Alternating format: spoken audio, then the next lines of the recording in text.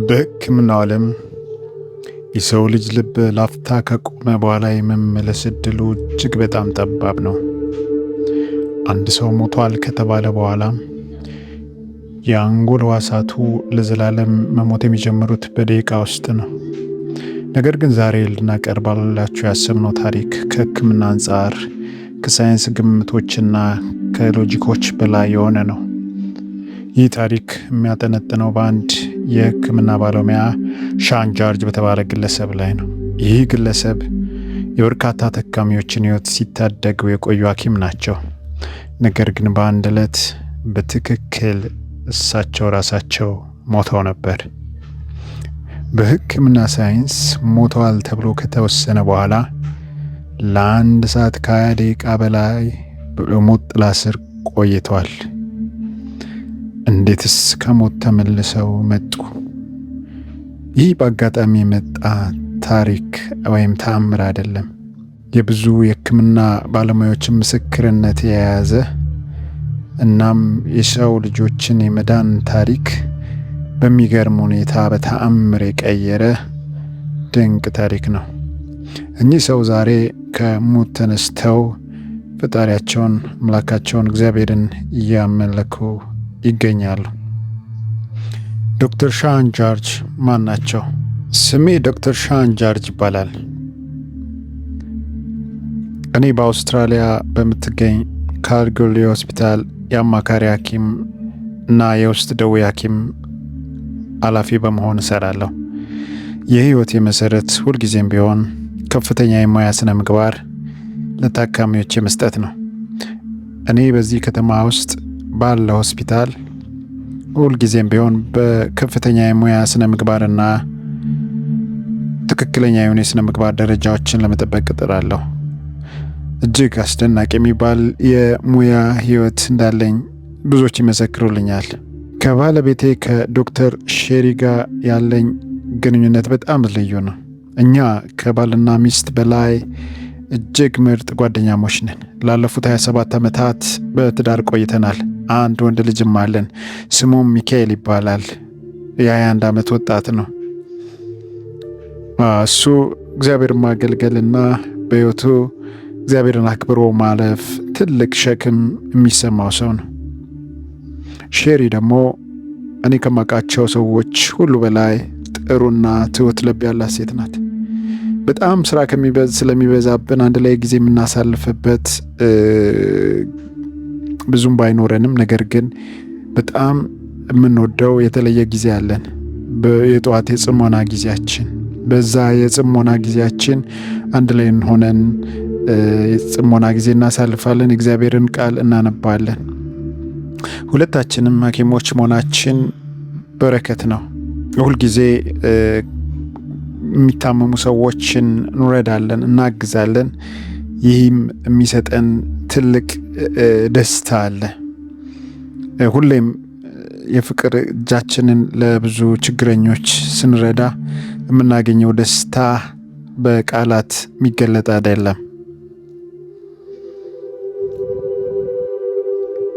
የጉዞ መጀመሪያ ጥቅምት 24 2008 ለእኔ በጣም የተለመደና መደበኛ ቀን ይመስል ነበር።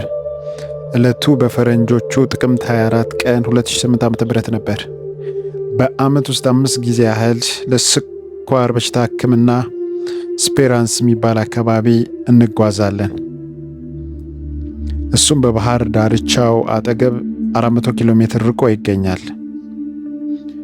እናም በዚያ አስታውሰዋለሁ። ቀኑ አርብ ጠዋት ወደ ቤት እየተመለስን ነበር። በትክክል ያ ሁሉ ነገር የተከሰተው በዛን ጊዜ ነበር። ጉዟችንን የጀመርነው ልክ በጠዋቱ 3 ሰዓት ተኩል ነበር። ጉዟችንን ከጀመርን ብዙም ሳንቆይ በደረቴ አካባቢ ላይ ምቾት የማጣት ስሜት ይሰማኝ ጀመር። ብዙም ከባድ ህመም ስላልነበር ዝም ብሎ ቀላል ነገር ምቾት ማጣት ስለሆነ በጊዜ የተሰማኝ የበላሁት ነገር አልተስማማኝም የሚል ስሜት ነበር። ስለዚህ መኪናዬን መንዳት ቀጠልኩ። ከኔ ጋር የነበረችው ረዳት ሐኪም በአውስትራሊያ ውስጥ መኪና ነድታ አታውቅም። ከዛ በኋላ እኔ ራሴ 350 ኪሎ ሜትር ነድቼ ነበር። ከዛም የማቅለሽለሽ ስሜት ይሰማኝ ጀመር። መኪናዋን በመንገድ ላይ ለማቆም ወሰንኩ። ከኔም ጋር ለነበረችው ረዳት ሐኪም በደረቴ አካባቢ ላይ የምቾት ማጣት ስሜት እየተሰማኝ እንደሆነ ነገርኳት። ረዳት ሐኪም ማለት አዲስ የተመረቀች ሐኪም ናት። አዲስ ሐኪም እንደማለት ነው። ይህም ደግሞ በሕክምና መሰራው የመጀመሪያ ስራዋ ነበር፣ የመጀመሪያ ጉዞዋ። ስለዚህ ደረቴ ላይ የሚሰማኝ ስሜት በነገርኳት ቅጽበት ፊቷ ወዲያውኑ ገረጣ። እኛም ያለንበት በረሃማ አካባቢ ስለነበር ምንም ሊረዳን የሚችል ነገር እዛ አካባቢ አልነበረም። ስለዚህ ማድረግ የምንችለው ነገር አንድ ነበር፣ እሱም የልብ ምቴን መለካት ነበር። ስለዚህ በዛ ምድረ በዳ መሃል ማድረግ የምንችለው አንድና ብቸኛ ነገር ይህንን ነበር። ግን እኔ ብዙም አልተዋጠልኝም። ከጀርባው የሆነ አስከፊ ነገር እንዳለ ይሰማኝ ነበር፣ ምንም እንኳን የልብ ምቴ በስነስርዓት እየመታ ቢሆንም።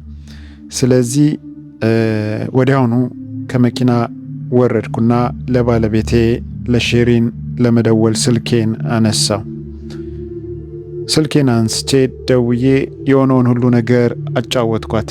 እሷም ወደዚህ የመጣው እንደሆነ ስለምታውቅ፣ ስለዚህ አንድ ከእርሷ ጋር የሚሰራ የስራ ባልደረባችን ከኛ ጋር ለሱ እንደምትነግረው ነገረች። ከዛም በኋላ ለእርሱ ነግራው ካለበት ወደዚህ ምጣ እና የተሻለ ሆስፒታል ስለሆነ የምሰራበት ከገጠር ወደ ተሻለ ሆስፒታል እንድመጣ ነገራት። መምጣት እንደሚችል ነገራት። እሱም እንደሚረዳኝ ነገራት።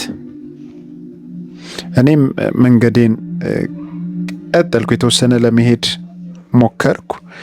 ነገር ግን በካምባልዳ አካባቢ ትንሽዬ የማዕድን ከተማ አካባቢ ናት። እዛ ሆስፒታል ለመግባት ወሰንኩ። ምክንያቱም ህመሙ የተወሰነ የባሰብኝ መጣ። ስለዚህ ሆስፒታል በአካባቢው ላይ እንደሌለ ታዘብኩና ቀጥታ አንድ ክሊኒክ ነበር፣ ወደዛ ክሊኒክ አመራን። ወደ ክሊኒኩ እንደገባን ነርሶችን ስናናገር ሐኪሙ እንደሌለና ለምሳ እንደወጣ ነገሩ። ምሳ ሰዓት አካባቢ ስለነበር ስለዚህ የሕክምና ባለሙያ መሆኔን ነግሬ የልብ ምርመራ ወይም ኢሲጂ እንዲደረግልኝ ጠየቅኳቸው። እነርሱም ችግር የለውም እንድመረመር ፈቀዱልኝ። ከዛ በኋላ ሐኪሙ ለምሳ ወጥቶ ስለነበር ውጤቱ እንደደረሰ አምጥተው ለእኔ ውጤቱን ሰጡኝ።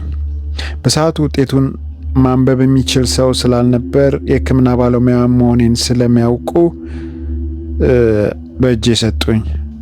ውጤቱ በጣም አስደንጋጭ ነበር። ውጤቱ የልብ ድካም ወይም ሃርት አታክ እንደደረሰብኝ ያሳይ ነበር። አምላኬ ሆይ አልኩ፣ በልብ ድካም ተጠቃው አልኩ። ይህን ውጤት ካየው በኋላ ህመሙም እየከፋ ሄደ። ጭንቀት ስለነበር ህመሙም እየጨመረ መጥቷል። ስለዚህ ለመረጋጋት አልቻልኩም ነበር። ብዙም ሳይቆይ ሐኪሙ ከምሳው ተመልሶ እኔ ወደተኛውበት ክፍል ገባ። ውጤቶችንም በማየትና በማገላበጥ ሻን ገና የ39 ዓመት ወጣት ነህ፣ የልብ ድካም ሊያጋጥም የሚችልበት ምንም ምክንያት የለም፣ ምናልባት የምግብ አለመፈጨት ችግር ሊሆን ይችላል አለኝ። እኔ ግን ህመሙ ከጊዜ ወደ ጊዜ እየጨመረ እንደመጣ ተረዳሁ። ስለዚህ ወደ ሌላ ክፍል ወሰዱኝ። ነገር ግን ሁኔታው በጣም ወደ አስጊ ደረጃ የመጣ ሲሄድ ወደ ጥብቅ ጥንቃቄ ክፍል አስገቡኝ። በአጠገቤም የነፍስ ማዳኛ መሳሪያዎች ነበሩ። ድንገተኛ የልብ ምት መዛባት ሲከሰት ኤሌክትሪክ ንዝረት በመስጠት የልብ ምትን ወደ መደበኛ ሪትም እንዲመለስ የሚያደርግ መሳሪያ መዛ ነበር። አንድ ማስታገሻ መርፌ ወጉኝ። ነገር ግን ህመሙ አሁንም ከባድ ነበር። በዚያው አልጋ ላይ እንደተኛው የልብ መቆጣጠሪያ ማሽኑን ተመለከትኩ። የልብ ምቴም በጣም እየፈጠነ ነበር። እንዲሁም የደም ግፊቴ እየጨመረ መጣ። ለመጨረሻ ጊዜ ማየት የቻልኩት ያንን ስክሪን ብቻ ነው። ከዛም በኋላ ራሴን ሳትኩ። ፕሬቪን ሼቲ የተባሉ የቅርብ የስራ ባልደረባው እንደዚህ ይላሉ። ከካምባልዳ ስልክ ተደወለልኝ። ሼን የልብ ማቆም አደጋ እንደገጠመው ተነገረኝ። ሆስፒታል ነበርኩ። ድንገተኛ ክፍል ያለ አንድ ጓደኛችንን አገኘሁት፣ ነገርኩት። ነገር ግን የመመለስ ቻንስ እንደሌለው በልቤ ይሰማኝ ነበር። እኛ ስንደርስ እሱ ጠረጴዛው ላይ እንደተኛ ነበር። ዶክተር ሻን ደግሞ እንደዚህ ይላል። በ48 ደቂቃ ውስጥ 13 ጊዜ ያህል የልብ ማስተካከያ ንዝረቶች ተሰጡኝ። ነገር ግን ከ48 ደቂቃ በኋላ ማሽኑ የልብ ምት እንደሌለው ከ48 ደቂቃ አሳየ። ምክንያቱም ከልብ የመርገብገብ ሁኔታ ወደ ፍላት ላይን ተሻግሬ ነበር። እዚህ ቦታ ላይ ይህን ቪዲዮ የምትከታተሉ ወገኖች እንድታስተውሉ የምፈልገው በ48 ደቂቃ ውስጥ 13 ጊዜ ያህል የልብ ማንቂያ መሳሪያ መጠቀም በኋላ አሳያቸዋለሁ።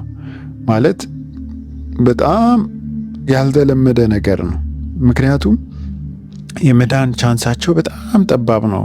በቃ ልቡ አቁሟል፣ አእምሮ አቁሟል። ይሄ ሰውዬ መስራት ራሱን ስቷል። ስለዚህ እነሱ ግን ያው እግዚአብሔር የሆነ ታምር ማድረግ ስለፈለገ ከማድረግ ወደ ኋላ አላሉም እና አእምሮ ስራ ካቆመ በኋላ የሰው ልጅ ወደ ኋላ መመለሱ ከባድ እና እንደሞተ ስለሚታሰብ ነው። ተስፋ ሳይቆርጡ ግን ይህንን ነገር በተደጋጋሚ እንዳደረጉ ይናገራል ይሄ ሰው። እና ደግሞ ታዩታላችሁ ምን ያህል ደረቱን በኋላ ላይ እንደተጎዳና በዚህ ከሲፒአሩ የተነሳ ከማሽኑ የተነሳ ልቡ እንትን እንዳለ ማየት እንችላለን ማለት ነው። በሕክምናው ቋንቋ ይህንን አሲስቶል ይባላል። ምንም አይነት የልብ እንቅስቃሴ የለም። በቃ ሞተዋል፣ ጸጥ ረጭ ብለዋል ማለት ነው። ስለዚህ ይህ ሰው ከዚህ በኋላ የመዳን እድል ፍጹም የለውም። ስለዚህ ከዚህ በኋላ ምንም የምናደርገው ነገር የለም፣ ነገሩ አብቅቷል ብለው ደመደሙ። ባለቤቱ ደግሞ እንዲቀጥላሉ እንዲላሉ። የዚህን አሳዛኝ ዜና ስሰማ የነበረኝ ስሜት በቃላት የሚገለጽ አልነበረም። ጉዳዩ የህይወትና የሞት ጉዳይ እንደሆነ ዓለም በፊቴ ተደፋች። ወደ ካምባልዳም መሄድ ጀመርኩ። ወደ አባቴም ደወልኩ። ምን ላድርግ ብዬ በተጨነቀ ድምፅ ጠየቅኩት። እሱም ተጨንቆ ነበር፣ ግን አይዞሽ አትፍሪ አለኝ። እንደ ተጨነቀና ድምፁም እንደሚቆራረጥ ማስተዋል ችዬ ነበር። እሱም እንደዚህ አለኝ፣ እግዚአብሔር በሁሉ ነገሮች ላይ ስልጣን አለው፣ እንደደረሽ ሄደሽ ጸልይ። ስለዚህ የሕክምና ቡድኑ ሻን እንደማይድን ደምድመው ነበር። ባለቤቱም ወደ ሆስፒታል ሄዳ ባሏን እስክትሰናበት በሚል 2 ጊዜ የሲፒአር ሙከራ እናድርግ የሚል ሀሳብ ሰጡ። እሷ ወደ ሆስፒታሉ እንደደረሰች የባሏ ሰውነት ቀዝቅዞ ነበር። ሐኪሞቹም በሐዘን ባለቤቷን እንደሞተ ነገሯት። እሷም የምትወደውንና የህይወት አጋሯን ወዳጇን ባሏን በማጣቷ ማዘነች። ነገር ግን የአባቷን ምክር ችላ ሳትል ተንበርክካ መጸለይ ጀመረች። በነገራችን ላይ አሁን ይህን ቪዲዮ የምታዩ ሰዎች እንድታስተውሉት የምፈልገው ነገር እቺም ባለቤቱ ሐኪም ናት። ሕክምናውን በደንብ ታውቀዋለች። ልቡ የሞተ ከሆነ እንደገና የመመለስ እንደገና የመስራት ነገር ሕክምናው ዓለም እንደሌለ በደንብ ታውቃለች፣ በተአምር ካልሆነ በስተቀር። ስለዚህ የእሷም ሀሳብ የአባቷን ምክር ለመፈጸም ለመጸለይ ወሰነች። በጉልበቷም ተንበርክካ መጸለይ ስትጀምር በድንገት የሕክምና ቡድኑ የእከታተያ መሳሪያው ላይ ለውጥ አዩ። ይህም ታላቅ ግራ መጋባትና ድንገተኛ ደስታን ፈጠረ። የሻን የልብ ምት መመለስ ሲጀምር የህይወት ማዳኛ ጥረታቸውን እንደገና ቀጠሉ። ሆኖም የሻን ልብ ባልተስተካከለ ሁኔታ የመታ ነበር። ያንንም ለማረጋጋት ወይም በስነ ስርዓት የልብ ምቱ እንዲመታ ለማድረግ ከፍተኛ ጥረት ማድረግ ጀመሩ። ምንም እንኳን የልብ ምቱ የመታ ቢሆንም ነገር ግን ሌላ የሰውነት አካላቱ እንደሚጎዱ ስለሚያውቁ ሐኪሞቹ ብዙም ተስፋ ማድረግ አልፈለጉም። ቢድንም ብዙ ጉዳት ይደርስበታል የሚል እምነት ነበራቸው።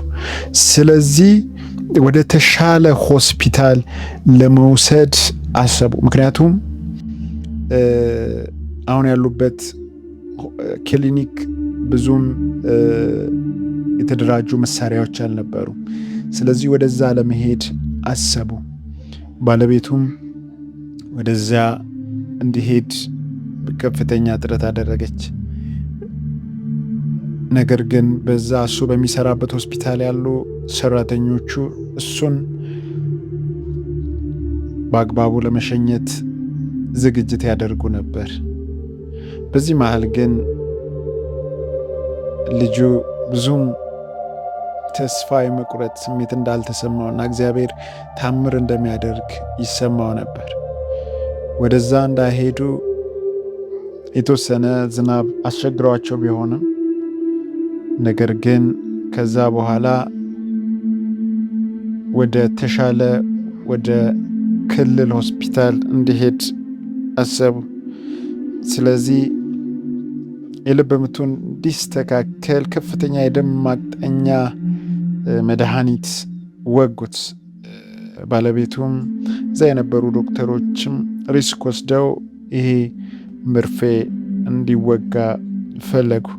አንዳንድ ዶክተሮች እንደዚህ አይነት መድኃኒቶች ከፍተኛ ሪስክ ያላቸው መድኃኒቶች ይጠቀማሉ። ምክንያቱም ሰውን ከማዳን አንጻር መውሰድ ስላለባቸው ከፍተኛ። ነገር ግን መድኃኒቱ በጣም ውጤታማ ሆኖ የልብ ምቱም ጥሩ እየሆነ መጣ። ወደ ተባለ ሆስፒታል ተዛወሩ። ወደ ሆስፒታሉ በደረሱ ጊዜ ሐኪሞቹም በሾን ዳምሰር ውስጥ የተዘጋውን የደም ቧንቧ በተሳካ ሁኔታ ከፈቱት። ነገር ግን የሕክምና ባለሙያዎቹ የወደፊት ሁኔታው እጅግ አስቸጋሪ እንደሚሆን ተንብየው ነበር። ምክንያቱም ካለፈበት ሁኔታ በመነሳት ነው የተነበዩት። ባለቤቱም በጽኑ ሕክምና ክፍል ውስጥ እንደ ሚስትና እንደ ሐኪም ሆና የባለቤቷን የውስጥ ሰውነት አካላት መጎዳት እያየች ከፍተኛ ሐዘን ውስጥ ገብታ ነበር። ልቡ እየመታ ቢሆንም ነገር ግን የኩላሊትና የጉበት ጤንነቱ እየተጎዳ ነበር። ኦርጋኖቹ እየተጎዱ ነበር። ነገር ግን በዚህ የጨለማ ጊዜ የእሱም ጓደኞች የእሷም ጓደኞች እየመጡ ክርስቲያኖች አጥብቀው ይጸልዩ ነበር።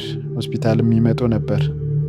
በዚህ መሃል ከህንድ የምትገኝ አክስቷ መልእክት ትልክላታለች። ስጸልይ ሻን አይኑን ዛሬ ምሽት እንደሚከፍት በራእይ መልክ አይቻለሁ ብላ ትነግራታለች።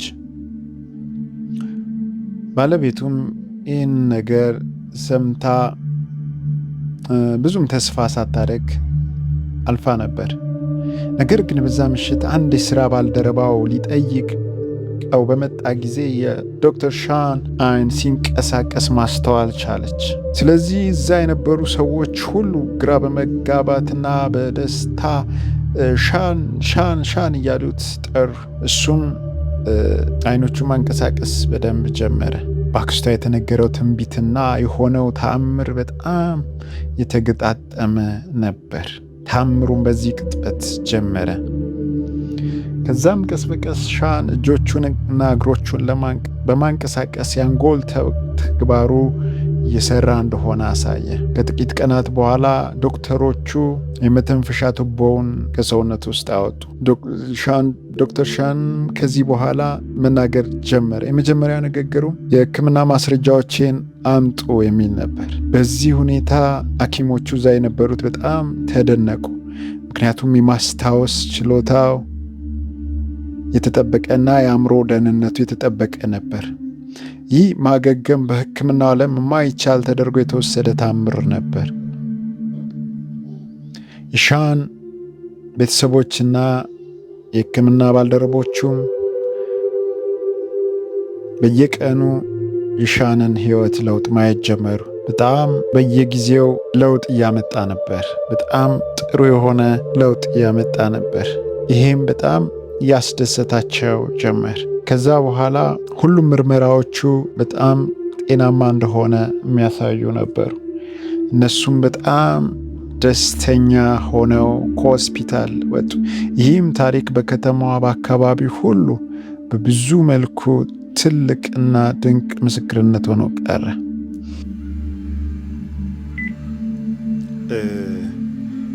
አሁን ለምስክርነት ያለውን ነገር እውነታውን ሁሉ ለማየት በራሱ በዶክተር ሻን ጃርጅ ስም የራሱ የሆነ ዌብሳይት አለው እና እዛ ዌብሳይት ውስጥ ያሉትን ነገሮች ገብተን እናያለን። የእኔ የሚራክል ስቶሪ ይላል ዌብሳይቱ ገጽ መግቢያ። ለ1 ሰዓት ከ25 ደቂቃ ያህል ሞቼ ነበር፣ ግን ባለቤቴ ቀላል ጸሎት ሲምፕል ፕሬየር ወደ ህይወት ተመለስኩ ይላልና ያሉትን ነገሮች እያንዳንዱን ማየት እንችላለን። ስለዚህ እዚህ ውስጥ ብዙ ነገሮች ስቶሪው ተጠቅሶ ይገኛል። ሜዲካል ሂስትሪ እና ኤቪደንስ አለ። እያንዳንዱ ኢቨንት ታይም ላይን አለ፣ ማለት መች እንዴት እንደሆነ እያንዳንዱ ነገር ማለት ነው።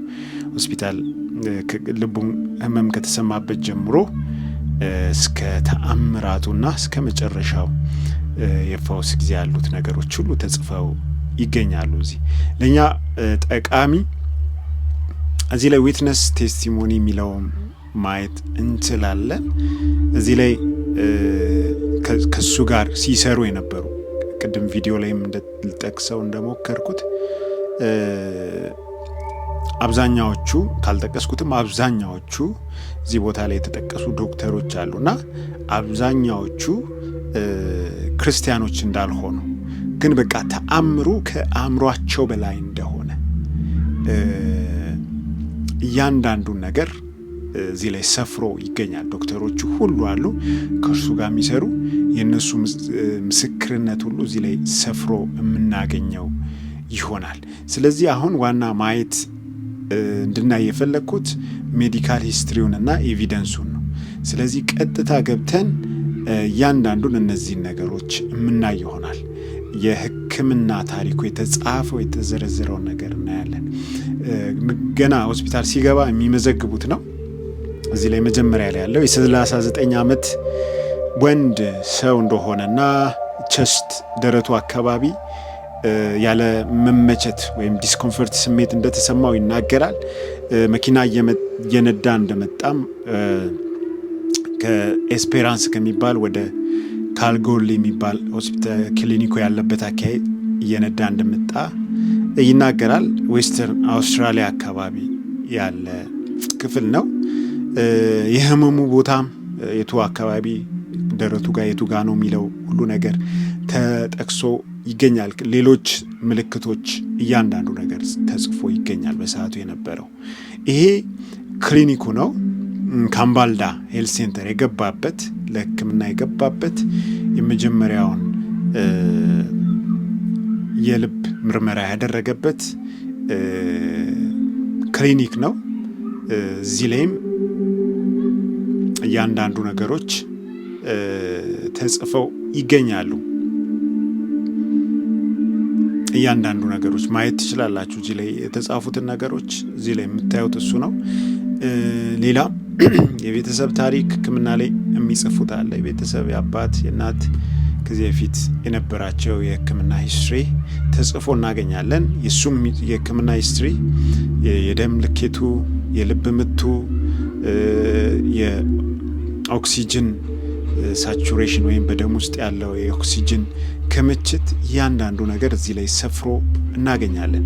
እዚህ ጋር እንደምታዩት የመጀመሪያው እሱን የሚያስደነግጠው የሃርት አታክ የልብ በሽታ እንዳለበት፣ የልብ ድካም እንዳለበት የታወቀበት፣ ልቡ እንደተመታ እንደተጎዳ የሚያሳየው ምርመራ ውጤት እዚህ ላይ ተጽፎ ይገኛል። ይህ በሕክምና ቋንቋ ነው። በሊድ 2 እና 3 እና በኤቪኤፍ which indicates ST elevation myocardial infarction. This means there is a clear evidence that patient having a major heart attack involving the inferior wall of the heart ይላል። ስለዚህ በሽተኛው ከነዚህ ቦታዎች ላይ ካለው ልዩነት በመነሳት ይሄ በሽተኛ የሃርት አታክ እንዳለበት ይናገራል። ስለዚህ በዚህ ምክንያት there is no blood supply reaching this area of the heart። ስለዚህ ይህንን አካባቢ የሚደርስ የደም ዝውውር የለም ከልብ ከዚህ የተነሳ ማለት ነው። ደሙ ብሎክ ስለሆነ የሃርት አታክ እንደደረሰበት እዚህ ላይ ሰፍሮ እናገኛለን። በክሊኒኩ በነበረ ጊዜ የነበሩ ምርመራዎች በፕሮግረስ እያንዳንዱ በቅደም ተከተል የነበሩ ምርመራዎች ሁሉ እዚህ ላይ ሰፍረው ይገኛሉ። ገብታችሁ ማየት ማንበብ ትችላላችሁ። እዚህ ጋር shanjarj.com ይላል። ይህንን URL ከጻፋችሁት ቀጥታ ታገኙታላችሁ። እኔም ዲስክሪፕሽን ላይ URLን አስቀምጥላችኋለሁ። እነዚህ ነገሮች ሰፍረው ይገኛሉ። እዚህ ጋር እንደምታዩት ልቡን ለማንቃት ያደረጉትን የሾክ የማድረግ እያንዳንዱ ለ48 ደቂቃ 13 ጊዜ በ48 ደቂቃ ውስጥ 13 ጊዜ እንዳደረጉ 13 ጊዜ ይላል እዚህ ጋር። This show that total of 30 shocks were advised and delivered, the last one being at ከነሰዓቱ ጭምር ማለት ነው የመጨረሻው እና በዚህ 48 ደቂቃ ውስጥ 13 ጊዜ ሾክ እንዳደረጉት ወይም የልብ ማንቂያ መሳሪያ ተጠቅሞ ልቡን ለማንቃት እንደሞከሩ ነገር ግን ምንም ተስፋ እንዳልነበር ያሳያል። ይሄ ሁሉ ነገር እያንዳንዱ ተጽፎ ይገኛል። እዚህ ጋር እንደምታዩት ልቡ ምን ያህል እንደጎዳው ማየት እንችላለን። የልቡን አካባቢ ጠባሳዎች ይታያሉ። ምን ያህል ዙም አድርገን ማየት እንችላለን። ምን ያህል እዚህ ጋር እንደምታዩት ልቡ እንደተጎዳ ቦታው ላይ ተጠቅሶ ይገኛል። ስለዚህ እነዚህ ነገሮች ሁሉ እውነተኛ ተአምር የሆነ ተአምር መሆኑን ማሳያ ናቸው። እነዚህም ሌሎች ምርመራዎች ናቸው። ይሄ ወደ ተሻለው ሆስፒታል የሄደበት አምቡላንስ ነው፣ የሄሊኮፕተር አምቡላንስ። በዚህ አማካኝነት ነው ይሄ ሄደው። ሌሎች ምርመራዎች አሉ፣ እነሱንም ማየት እንችላለን። ይሄ የደም ምርመራ ነው፣ ትሮፒኒን ቴስት ይባላል። በዚህም ምርመራ ሰውየው የልብ በሽታ እንዳለበት ወይም የሃርት አታክ እንዳለበት ክሊርሊ ያሳያል። the test results show that this was clearly positive ነው። ስለዚህ ልቡ ታሟል፣ ሃርት አታክ ደርሶበታል። በአማርኛ የልብ ድካም ነው የሚባለው። የልብ ድካም ደርሶበታል። የደም ዝውውር ወደ ልቡ አንደኛው ክፍል እየደረሰ አይደለም። ከዚህ የተነሳ የሃርት አታክ ደርሶበታል የሚለው ነገር ተዘግቦ ተጽፎ እናየዋለን። እዚህ ጋር ተመዝግቦ እዚህ እንደምታዩት እያንዳንዱ ማሽን የመተንፈሻ ቱቦ በጎሮሮ ወደ ታች ተለቆ ሁሉ ነገር ተሰካክቶ እናያለን። ሌሎች ምርመራዎችም አሉ። ይሄኛው የጉበት ምርመራ ነው። ሊቨሩ ዳሜጅድ እንደሆነ እንደተጎዳ ከደም እጥረት የተነሳ ከዚህ ከልብ መድከም ወይም ከሀርት አታኩ የተነሳ ደም በስነ ስርዓት ወደ ጉበቱ መሄድ ስላልቻለ ዳሜጅድ ሆኗል ይላል። ፈንክሽኑ the liver function improved on its own over a period of time and returned to normal. ነገር ግን ከዛ በኋላ ወደ ትክክለኛው ስራው እንደተመለሰ ኖርማል እንደሆነ ቀስ በቀስ እናያለን ከተአምሩ በኋላ። ነገር ግን እዚህ ጋር እንደምናየው ዳሜጅድ ሆኖ ነበር መጀመሪያ ላይ ቅድም ቪዲዮ ላይ እንዳየ ነው ማለት ነው። ይሄ ደግሞ ክሬቲኒን ፕላዝማ የሚለው የኩላሊት ምርመራ ነው። ይሄም አኪዩት ኪድኒ ፌለር እንዳጋጠመው ድንገተኛ የኩላሊት መድከም አደጋ እንዳጋጠመው ከዚህ የተነሳ ከደም እዚህ ጋም ተጽፏል። due to the lack of blood flow to the kidney due to prolonged cardiac arrest ከዚህ ከልብ መድከም የተነሳ ደም ወደ ኩላሊቱ በስነ ስርዓት መሄድ ስላልቻለ ይሄ ሊሆን እንደቻለ ተጽፎ ይገኛል። እንደምታዩት ሁሉ ነገር እዚህ ላይ ሰፍሮ እናገኛለን። ከዛ በኋላ በተአምር የወጣበትን ሁኔታ ሁሉ እዚህ ቦታ ላይ እናገኛለን። ምን ይላል? patient opened his eyes spontaneously on the third day on 26 October 2028 ይላል። በዚህኛው ቀን ማለትም በኦክቶበር 26 2008 በፈረንጆቹ አይኑን መክፈት እንደቻለ ይህም ሆስፒታል ከገባ 3ኛ ቀኑ እንደሆነ፣ በ4ኛው ቀን ደግሞ በነጋታው ማለት ነው ከዚህ ቀን በሚቀጥለው ቀን እጆቹንና እግሮቹን ሁለቱንም ማንቀሳቀስ እንደጀመረ ያሳያል። ከዛም በኋላ በ6ኛው ቀን የመተንፈሻ ቬንቲሌተሩን ከሰውነት ውስጥ እንዳወጡ በራሱ መተንፈስ በአጋሽ ይተነፍስ የነበረው በራሱ መተንፈስ እንደጀመረ ይህንን ገብታችሁ ማየት ትችላላችሁ። እያንዳንዱ ነገሮች ተጽፈው ይገኛሉ። ከዛ በኋላ በ6ኛው ቀን ሙሉ በሙሉ ትውስታው እንደተመለሰና ከዛ በስነ ስርዓት መናገር እንደቻለ ተጽፎ ይገኛል። ከዛም እንደዚህ ይላል there was no neurological deficits no loss of any function in spite of the prolonged cardiac arrest of 1 hour and 25 በዚህ ከአንድ ሰዓት በ25 ደቂቃ ውስጥ የልብ መድከም ወይም ሃርት አታክ ምክንያት ምንም አይነት የአእምሮ ጉዳት እንዳልደረሰበትና ሌሎችም ከዚህ ነገሮች ጋር ተያይዞ የሚመጡ ፈንክሽናል የሆኑ ጉዳቶች በሰውነቱ ላይ በአካሉ ላይ እንዳልደረሱ ያሳያል። ዲያሊሲስ ለ6 ጊዜ እንዳደረገ ቅድም እንዳያችሁ ኩላሊቱ ደክሞ ነበር። ከዛ በኋላ ግን ወደ ኖርማል እንደመጣ ጤናማ እንደሆነ ተጽፎ እናገኛለን። ከአይሲዩ በ8ኛው ቀን ወጣ። ከዛ በኋላ ከሆስፒታሉ ደግሞ በ13ኛው ቀን እንደወጣ ሁሉ ነገር ተጽፎ እዚህ ላይ እናገኛለን። ይህ ምስክርነት በጣም የሚገርም እግዚአብሔር የሰራውን ድንቅ ስራ የምናይበት ነው። እግዚአብሔር ስም ለዘላለም የተመሰገነ ይሁን። አሁንም በእያንዳንዱ ሰው ህይወት እግዚአብሔር ታምርን ድንቅን መስራት ይችላል። እግዚአብሔር የተባረከ ይሁን። በዚህ ምስክርነት የተባረካችሁ እግዚአብሔርን አመስግኑት። ለሌሎች እንዲደርስ ይህን ቪዲዮ ሼር በማድረግ ላይክ በማድረግ እንዲሁም ሰብስክራይብ በማድረግ ቻናሉን ተቀላቀሉ። ሌሎች እንደዚህ አይነት ታምራዊ ምስክርነቶች፣ ትምህርቶችን ይዘን እንቀርባለን። ተባረኩ።